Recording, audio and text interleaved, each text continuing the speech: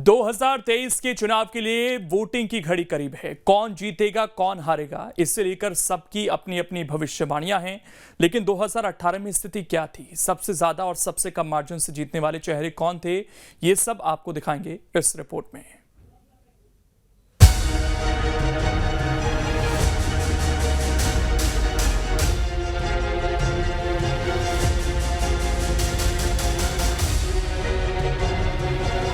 मध्य प्रदेश में 2018 में हुए विधानसभा चुनाव में कांग्रेस बीजेपी के बीच कांटे का मुकाबला हुआ था।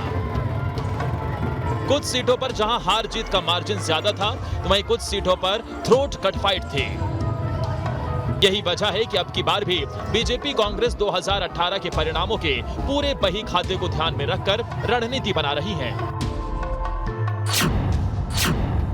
47 सीटों पर कांग्रेस बीजेपी में मुकाबला बराबरी का था। यहां हार जीत का अंतर 121 से 5000 वोटों का था। सबसे बड़ी जीत बीजेपी, सबसे छोटी जीत कांग्रेस के खाते में थी। सबसे कम वोटों से जीतने वालों में बीजेपी के 27 विधायक थे। सबसे कम वोटों से जीतने वालों में कांग्रेस के 20 विधायक थे।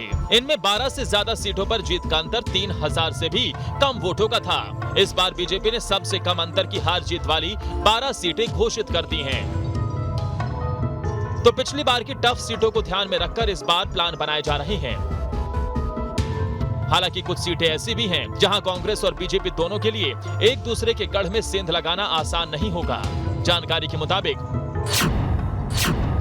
बीजेपी कांग्रेस को 22 सीटों पर एक दूसरे के किले को भेदना मुश्किल होगा। इन सीटों पर जीत हार का अंतर 2018 में 35,000 से ज्यादा वोटों का था।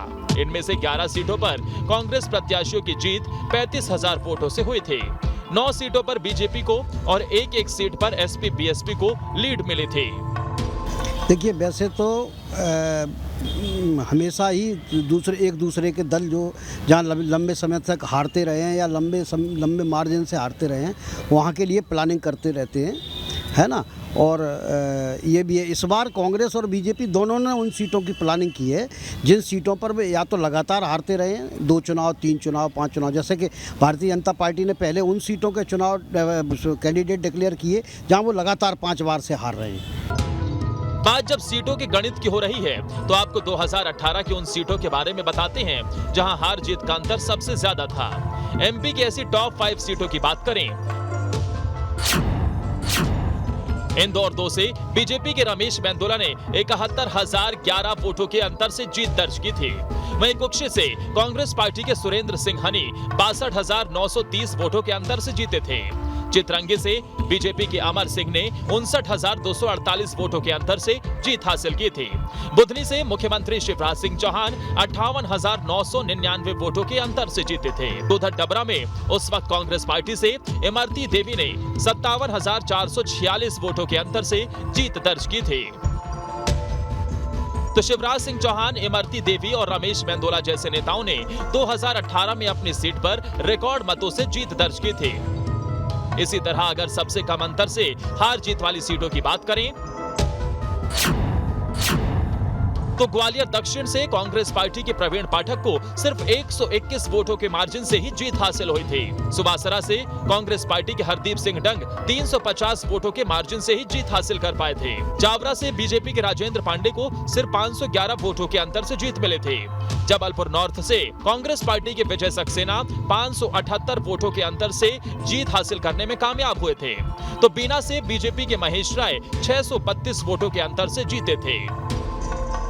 तो कई ऐसी सीटें रही हैं जहां हार जीत का मार्जिन इतना कम है कि एक वोट भी अगर इधर से उधर हुआ तो पासा पलट सकता है। किस कार्यकर्ता को कब, कहां और कैसी जिम्मेदारी देना है, कई बड़े कार्यकर्ता को छोटी जिम्मेदारी दी जा सकती है और हमारे बड़े कार्यकर्ता भी उस जिम्मेदारी को सैर स्वीकार करते हैं। क्रिटिकल सीटों पर उतार दिए। आप क्रिटिकल सीटों की बात करते हैं, भारतीय जनता पार्टी किसी को क्रिटिकल नहीं मानती। न कांग्रेस हमारे लिए कभी चुनौती थी, न आज है, न भविष्य में रहेगी। भारतीय जनता पार्टी पूरी ताकत के साथ चुनाव लड़ेगी और हमारे कार्यकर्ताओं में बहुत ताकत है, विश्वास है और आने वाले 2023 के चुनाव में हम पूर्ण बहुमत की सरकार मध्य प्रदेश में बनाएंगे, ये हमारा पूर्ण विश्वास है। में आ रही थी। देखो, इस बार मध्य प्रदेश की जनता ने मन बना चुकी है पूरी तरह से, वो कांग्रेस के साथ है। और शिवराज जी के जो घोटाले हैं, जो 18 साल का उनका कार्यकाल रहा, जिसकी झूठी घोषणाएं करी, आम आदमी रोजगार से लेके 2 वक्त की रोटी तक के लिए परेशान है। तो अब जनता ने पूरी तरह मन बना लिया है कि इस बार कमलनाथ सरकार, और हम जगह जगह जनसंपर्क कर रहे हैं। भारतीय जनता पार्टी की शिवराज सरकार के घोटालों की लिस्ट जनता को सौंप रहे हैं, और कमलनाथ जी के वचन पत्र हैं, जो उनके 11 वचन पत्र, उनको लेकर जनता के बीच में जा रहे हैं। 1500 रुपये प्रतिमाह महिला सम्मान के लिए मिलेंगे, और 500 रुपये में गैस सिलेंडर मिलेगा, 100 यूनिट बिजली फ्री मिलेगी। ऐसे जो 11 वचन पत्र हैं उनको लेकर, और शिवराज सरकार के घोटालों को लेकर जनता का उत्साह है। मध्य प्रदेश में बम्पर बहुमत आएगा, 150 से अधिक सीटें कांग्रेस की आएंगी। 2018 में मध्य प्रदेश में कांग्रेस को 114 और बीजेपी को 109 सीटें मिली थी। मतलब दोनों दलों के बीच महज 5 सीटों का अंतर था। जबकि बीजेपी के कुछ प्रत्याशी ऐसे थे जो 500 से कम वोटों से हारे थे। ऐसे में समझा जा सकता है कि 2018 का गणित 2023 में कांग्रेस बीजेपी के गेम प्लान के लिए कितना अहम रहने वाला है। ग्वालियर से विनोद शर्मा के साथ team news state. Madhya Pradesh में 2018 में बीजेपी सत्ता से बाहर हो गई थी। तब शहरी क्षेत्रों में तो बीजेपी को नुकसान हुआ ही था। ग्रामीण क्षेत्रों में स्थिति क्या थी, ये ग्राफिक्स के जरिए आपको हम दिखा रहे हैं। एमपी में कुल ग्रामीण सीटें 126 हैं। 2018 में बीजेपी को 40% यानी 57 सीटें मिली थीं, जबकि 2013 में सीटों की संख्या 87 थी। इसी तरह कांग्रेस को 41% यानी 68 सीटें मिली थीं, जबकि 2013